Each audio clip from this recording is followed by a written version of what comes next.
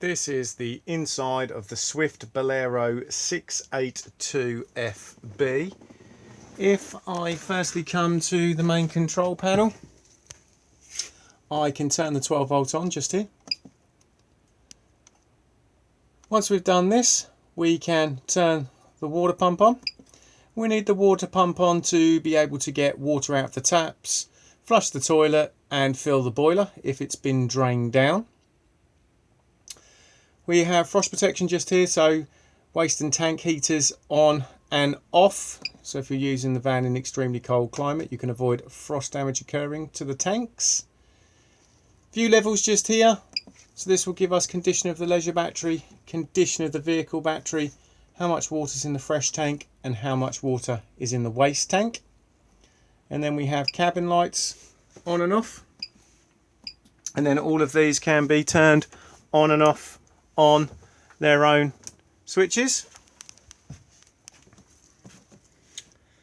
Awning light on and off just here. And then we have an illumination here letting us know that we're currently using the leisure battery, and another illumination here letting us know that we're currently hooked up to mains electricity. Lastly, we have two buttons here and here. So if I now press the vehicle battery, you'll see it switches over, and we're now running the back end of the motorhome off the vehicle battery. Handy for an emergency. Don't suggest doing it all the time, or otherwise you may end up running the battery too low so the engine will not start. But whenever you're hooked up to main supply, whichever battery you've selected on here is the battery you are charging. If we now move across to the control panel for the heating and hot water system, to turn the Aldi system on, just press the button just here. It will let you know if you have main supply connected, and it will give you an internal temperature of the motorhome. If I now press menu, it will bring up its basic functions just here. So the top one is the thermostat for the heating. Just literally just plus or minus, pick whatever temperature you would like it to be inside the motorhome, and it will go right the way up to 30 degrees, and it will drop all the way down to 5 degrees for frost protection. After that, we then have hot water. So at the moment, hot water is off. If I now press the plus button, hot water on, and if I press it again, hot water in boost mode. Boost mode, very handy if there's going to be more than one of you having showers in quick succession of each other, if you just want the hot water extremely quickly. If you do perform the boost and the heating's running, it will turn the heating off as it needs to use the extra power. So you'll see at the moment I've got the heating at 30 degrees and I've got hot water on. But actually the system still hasn't fired up yet because we haven't given it a power source. So if we're connected to main supply, we can run off the mains and we can use 1 kilowatt, 2 kilowatts or 3 kilowatts. So just dependent on the amperage of the site you're on to try and avoid tripping. And if we don't have main supply, we can highlight the little flame and run off the gas. We can also, if we have both power sources available to us, run in dual fuel mode, which is again extremely handy, especially in the winter months if you want to get up to temperature really quickly. The way it's set up at the moment is it will only consume gas as it's required. If we now press the little spanner symbol, this is the settings menu. So firstly we have select the time and the day of the week just here. We then have a picture of a moon and sun, so we have a night timer and a day timer. So the night timer on and off just here. Set the temperature you would like it to be for that period. Set when you would like night mode to begin, and if it's for all days of the week or just individual, and when you would like night mode to end. Down here we can invert the backlight, so this screen goes to black and the writing goes to white. And we can also, if we highlight this one, tell the boiler that we don't want any hot water produced throughout that period. Very handy, especially if you're wild camping, to avoid wasting gas heating hot water whilst you're asleep. And then we have exactly the same again, but just for the daytime. Instead of having just multiple timers, you can just have one delayed start and stop to the system. Prioritise is what the system prioritises in using when in that dual fuel mode. So at the moment it favours mains electricity over gas. If you are on an extremely low amp site, you could flip it on its head so it consumes more gas and less electric. Temperature offset for the onboard thermostat. If you don't think it's quite correct, you can just tweak it. Brightness of the screen, just here, and alter everything else. This one here is called antimicrobial. It can only be used if you are using night mode. If you turn this on whilst using that as well, during the night time, the boiler will then come on, heat itself up rapidly to kill off any bacteria that may be in it. Pump settings for the heating, just leave it set to thermal. Key beeps on and off. Language. External start, you do have to have additional boxes added to have SIM cards, etc. if you wanted to control it via an app. These ones are not used on this model. I can bring this one up, which I will show you in a moment. Service, more for the workshop. It will let you know what everything is up to. Full factory reset, so if there was a problem you can just reset the control panel. And then we have installed accessories. So within this, if I now highlight the load monitor and we now go back, you'll see I can now access it. And if you know how many amps the site is when you arrive, you can pop it onto it.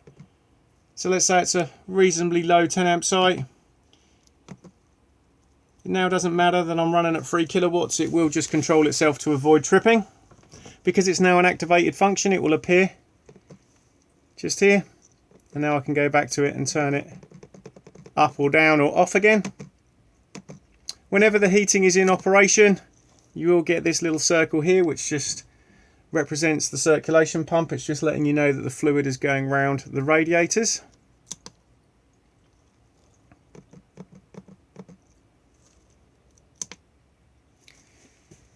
If we now come down to the bench seat just here, you will see we have the leisure battery compartment just here. We have the battery charger just here, so this is what's charging both vehicle and leisure batteries when we're hooked up to the main supply. And we have the main 12 volt fuse just there.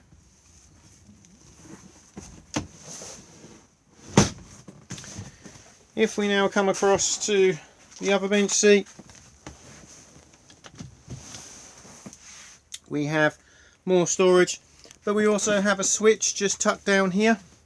This switch here just controls 2 fans that come on round here and round here, and it will then blow air out of them.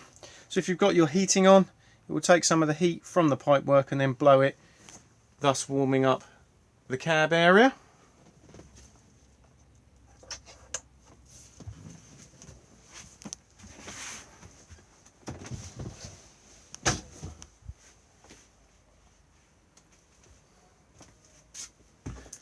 Fridge freezer just here.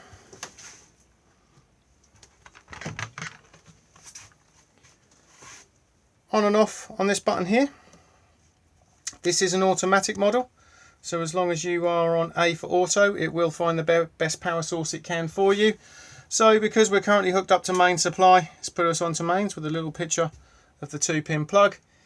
If I then went and pulled the mains lead out, it would attempt to fire itself up onto gas, and as soon as you start the engine, it will then automatically go over to 12 volt maintain to keep itself cold whilst on the move.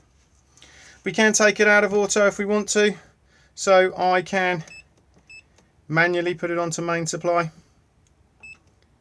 manually put it onto gas, or manually put it onto 12 volt maintain. We will get a beeping sound and a little error symbol just here because the engine's currently not running. If you tried to light it on gas and it had failed, you can press this button here and it will then try again. But to be fair, auto is the easiest function to have it on. The unit's anti-condensation jacket on and off on this one here. The anti-condensation jacket needs to be on in the warmer months of the year.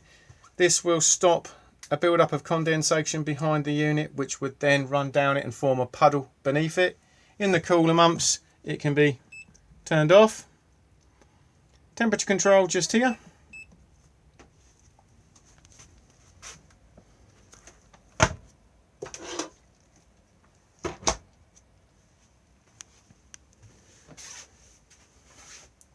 If we now go to the overhead locker just here, we have the consumer unit. So we have trip switches just here. So we have the 3 individual MCBs, and then the main RCD and test button just here. They are all numbered up and then correspond on the sticker just here. So if something's not working on main supply, just check to see whether or not you've tripped. Beneath that we have the 12-volt fuses, and again they're numbered up and correspond on this part of the sticker. So again, if something's not working on 12 volt, just check to see if you've blown a fuse. We then have isolator switches all just here. So we have this amber one, which is for the Aldi heating and hot water system. So if I turn that off, it just will not work if we try to run the heating or hot water on the mains. And then we have the green one, which is for the battery charger, and again if I turn that off, we just will not be able to charge the batteries whilst being hooked up to main supply. So these are really for maintenance more than anything else. We have a spare at the bottom, so we don't need to worry about this one. And then at the top here, this will illuminate if we are connected to reverse polarity. You may sometimes find this on some continental sites. In the centre here, if I press the select button, it will give us a voltage reading of the leisure battery and the vehicle battery and the amps currently being used. You cannot do anything else other than that. The rest can only be accessed by the workshop. And then if you're planning on not using the motorhome for a prolonged period of time, you can press this black button here and it will shut down the back end, killing any residual draw on the leisure battery. Tucked up around the corner here is the solar panel regulator. You do not need to do anything with this. It will just charge the battery as it's required.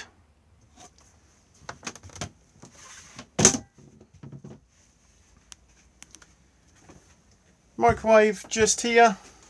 Again, will work when we're hooked up to main supply. So we have quick start just here and stop. Then we have all the usual defrost, etc. Auto menu.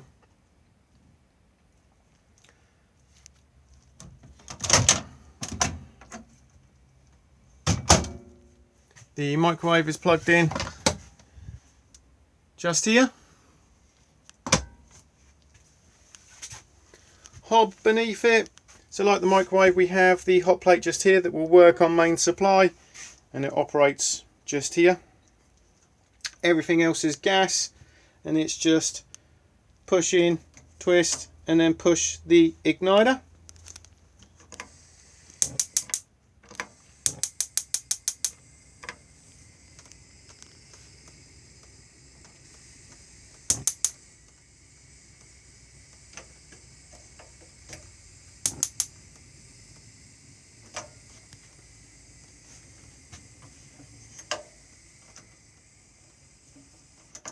Beneath that is the grill.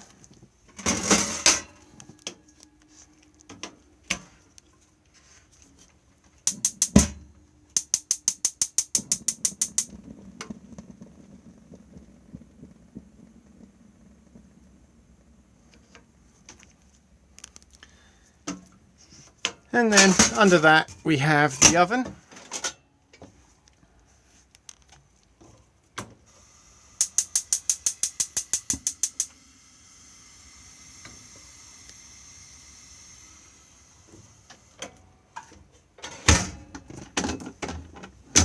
Beneath the oven we have storage. We also have some gas isolation taps. They are colour coded and then correspond on the sticker just there, but they can again really be left alone. They're more for maintenance than anything else. I always say smell gas in the motorhome, go to the source and turn the gas bottles off. There is also a plug plugged in underneath here as well, which is for the electric hot plate.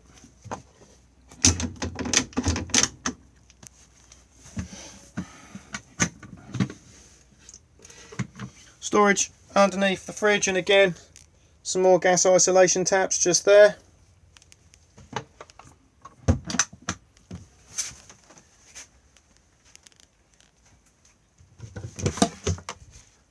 Above the fridge we have storage, but we also have some satellite cables. There is a satellite dish fitted to this motorhome. It is a manual one, so it will give you the little map just there, and it will tell you, depending on whereabouts you are, the angle of the dish that you need to be. You do need a compass for this as well, and then it's just a matter of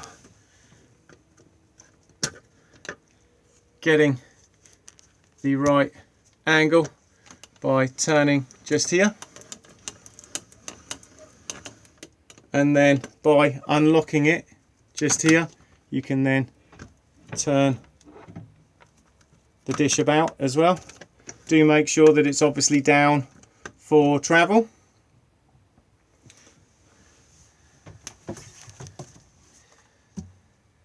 TV bracket just here, and we have the satellite plug-in point just here as well.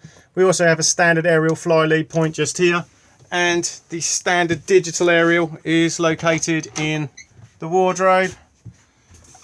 So to raise the aerial, just undo the collar just here,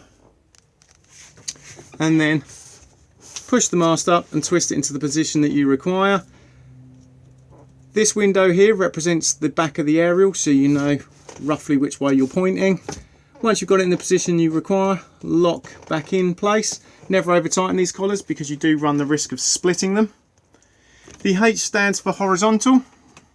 We can flip the aerial onto its side into the vertical position just by turning the tail just here if you need to do additional tuning. Tucked to the back here is the actual amplifier for the television aerial, on and off on the top just here, and then control the boost just here. Do make sure that the aerial is down for travel. Also in here is the header tank for the Aldi heating system. Do make sure that the fluid levels between the minimum and the maximum. Always take your reading once it's up to temperature, as it will expand in the tank. You can top it up yourself if required by taking off the collar and then unscrewing the cap. Do make sure that you are using the correct Aldi top-up solution.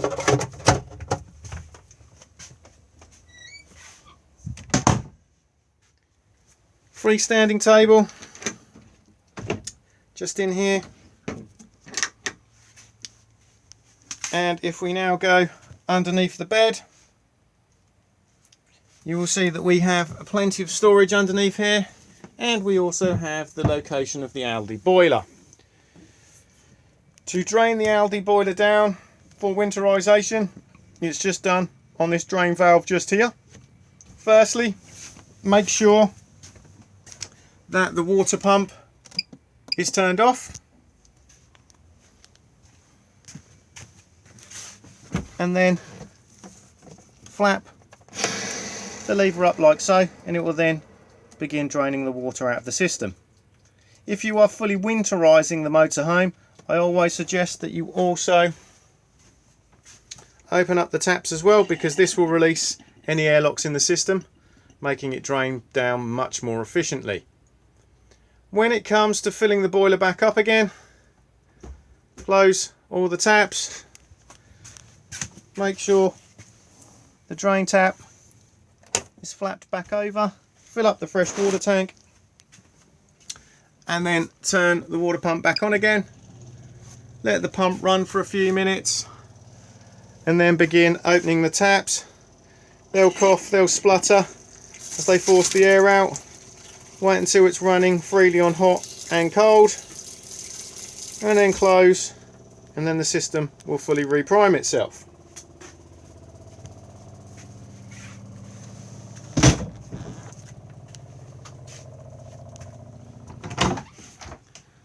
Washroom just here. So we have the shower just here. Do make sure that the shower screens are both clipped back for travel. We then have the toilet just here. The bowl does swivel. Open to the cassette on the grey lever just round here. And then push to flush on the top here. Do make sure that the water pump is turned on, or otherwise it will not flush. Level indicator just here. This will light up when the cassette needs emptying. And then close the cassette again on the lever. If this has been left open and you try to remove the cassette from the outside, it will not come out. So if you do feel resistance, just make sure that nobody has left it open.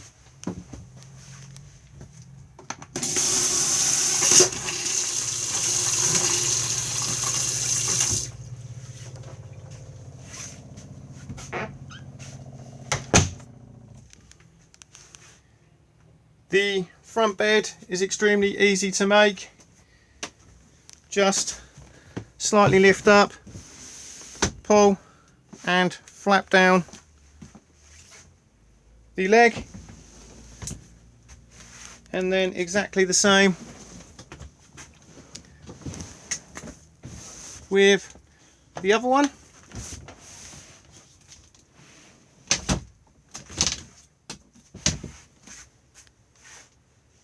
And then just slide the cushions into place.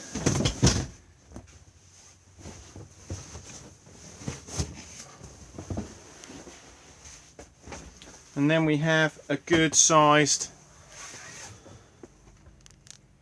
double bed.